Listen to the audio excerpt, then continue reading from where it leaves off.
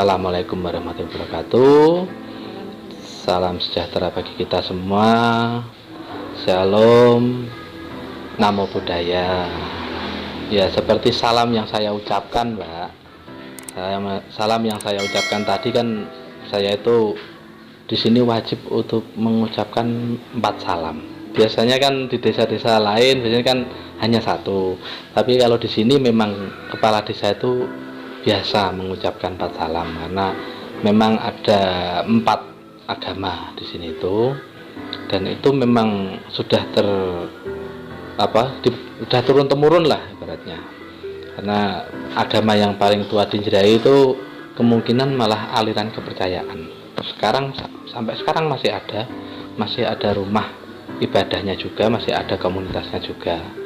Nah, terus banyak dari sekitar 20% itu beragama Buddha, dan sekitar 15% beragama Kristen, dan selebihnya yang mayoritas itu Islam. Di Njerahi itu ada 3 gereja, 1 gereja Betel, dan 2 masjid, sekitar 9 surau atau musola, dan ada 2 wihara. Tuh. Jadi memang di sini tuh kebersamaan masyarakat itu sudah terjaga dari dulu. Meskipun kita di sini berbeda-beda, bahkan ada 1 rumah yang berbeda agama itu ada, tapi juga memang hidup rukun seperti itu. Dan setiap 1 tahun sekali memang Njerahi itu memiliki seperti pesta rakyat atau hajatan besar, itu sedekah bumi. Nah, dari situ seluruh masyarakat Njerahi tidak memandang agama apapun akan bergotong royong untuk memeriahkan acara itu. Nah, itu acara adat di desa Njerahi yang kita lakukan setiap tahun 1 kali. Itu seperti itu. Begitupun juga di Njerahi itu masih ada barian. Setiap malam Jumat Wage itu selalu ada. Itu juga tidak pandang dari agama apa tidak, tapi seluruh masyarakat itu seperti itu.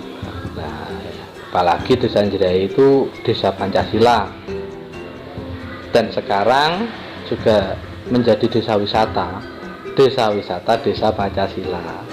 Jadi yang kita jual di sini itu adalah memang kebudayaan kita.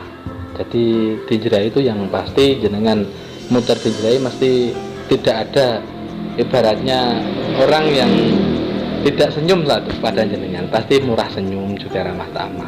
Itu yang saya unggulkan di Njerahi ini.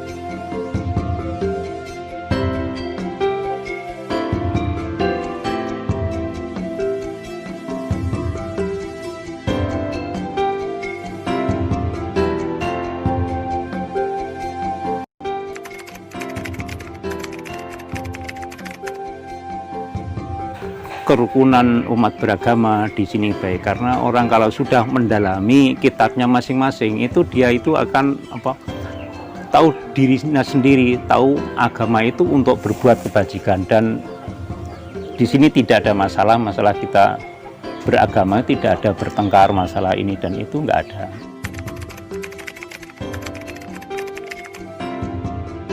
Kalau di sini ya itu kan kerukunan umat beragama sangat menonjol, karena itu sebagai menjadi contoh di Kabupaten Pati khususnya ya.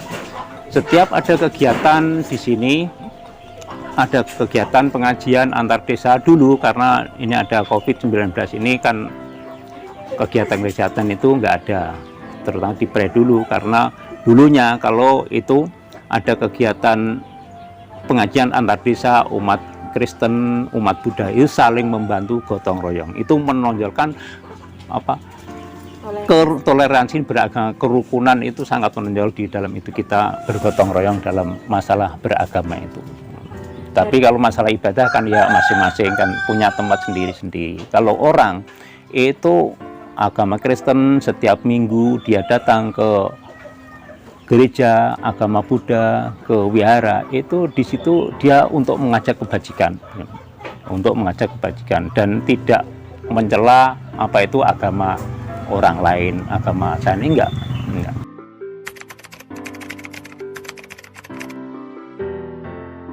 Kalau dia sudah tahu isi apa tujuannya untuk memperdalami kitabnya masing-masing, itu kan dia itu tahu.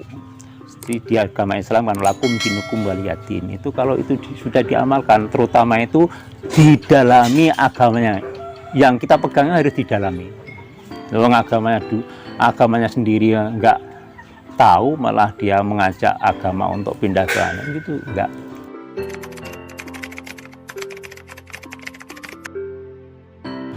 Pandangan saya tentang toleransi beragama di Desa Jerai itu luar biasa. Desa Jerai terkenal sejak lama sebagai desa Pancasila dengan berbagai agama dan kepercayaan, tapi hidup berdampingan. Antar umat beragama sungguh saling mendukung satu sama lain. Contohnya, contoh konkret atau contoh praktisnya adalah saat umat Islam membangun masjid, umat yang lain dari Buddha, dari Kristen ikut membantu. Umat Kristen membangun, teman-teman dari Muslim, dari Buddha pun ikut membangun. Minimal kami memberikan support, memberikan ruang. Ya, bangun, ayo bersama kita bangkit. Seperti itu. Demikian juga dengan semua teman-teman yang menganut kepercayaan di Desa Jerai. Semuanya seperti itu.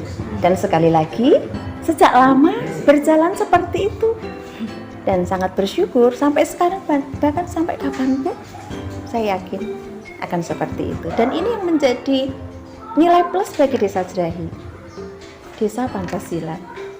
Mungkin dasar inilah juga yang dipakai oleh Pemkab Pati untuk mengeluarkan SK Desa Wisata bagi Jerai, mungkin salah satunya itu. Dan saya berharap bahwa kepancasilaisan di Desa Jerai ini menjadi teladan bagi masyarakat di desa-desa yang lainnya. Desa Jerai dikenal sebagai desa Pancasila yang di dalamnya banyak agama, berbagai macam agama yang hidup rukun di dalam Desa Jerai ini. Salah satunya agama Buddha yang sebagai agama minoritas di Desa Jerai, tetapi dapat hidup rukun berdampingan bersama agama-agama lain yang ada di lingkungan Desa Jerai ini. Nah, untuk menjaga toleransi antar umat beragama, kita tunjukkan bahwa di Desa Jerai ini tidak lepas dari kegiatan gotong royong.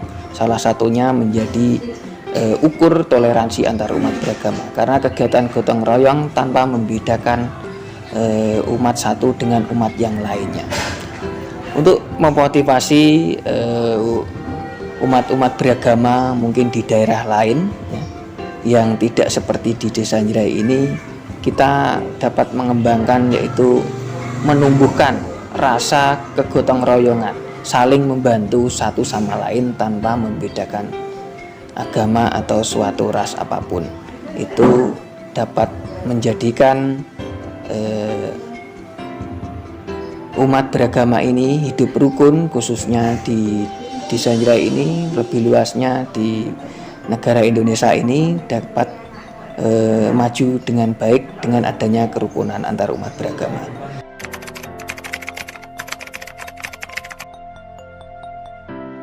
Mengenai toleransi di Desa Jerai, sebenarnya toleransi muncul di Desa Jerai ini karena memang pada dasarnya di dalam masyarakatnya sudah tumbuh keyakinan bahwa agama adalah ranah privat dari masing-masing orang.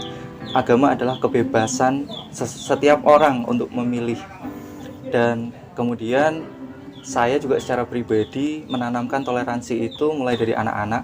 Dengan cara apa?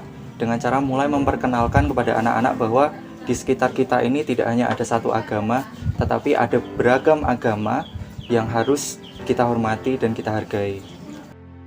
Toleransi di Desa Jerahi ini juga tidak hanya berhenti pada pemahaman untuk menghargai satu sama lain saja, tetapi sudah lebih dari itu, yakni sudah sampai pada praktik untuk berkolaborasi bersama, melakukan kebaikan bersama-sama.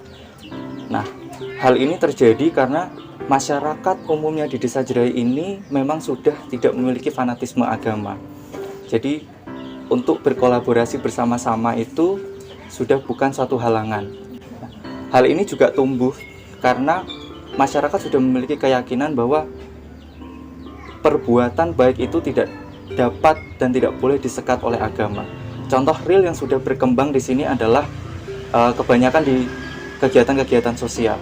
Jadi kegiatan-kegiatan sosial antar pemeluk agama itu sudah tidak disekat lagi oleh agama. Salah satu contohnya misalnya ketika umat Buddha di vihara melakukan kegiatan sosial juga melibatkan umat-umat non-Buddha.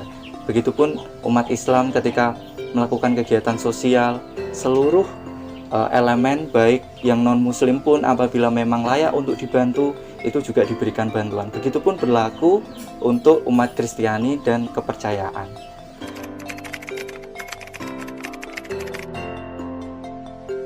Iya, sudah di gereja itu saat Natal pun yang diundang itu juga nggak hanya jemaat Kristen saja, tapi juga jemaat-jemaat yang lain juga diundang, seperti tokoh agama Islam, tokoh agama Buddha, Sabto Dharma, dan yang lainnya juga diundang. Iya, kalau pas acara Paskah itu kan di tahun 2018 itu kan ada acara Paskah. Nah, di situ kami di gereja itu mengadakan namanya lomba itu menyambut dalam acara Paskah itu. Kami juga membawa anak-anak non-Kristen pun untuk berikut serta dalam acara tersebut, dan puji Tuhan juga di antusias anak-anak juga bagus seperti itu. Pas di acara Natal pun kami jemaat gereja itu juga ada namanya itu seperti ucapan syukur seperti itu. Jadi kami itu mengadakan masak-masak gitu per kakak itu, terus nanti berkatnya itu dibagi-bagikan sama orang-orang. Itu pun juga tidak semua orang itu dapat, baik itu Buddha, baik itu Islam, dan juga ada lagi itu Sabto Dharma juga dapat berkat itu yang berupa makanan seperti itu.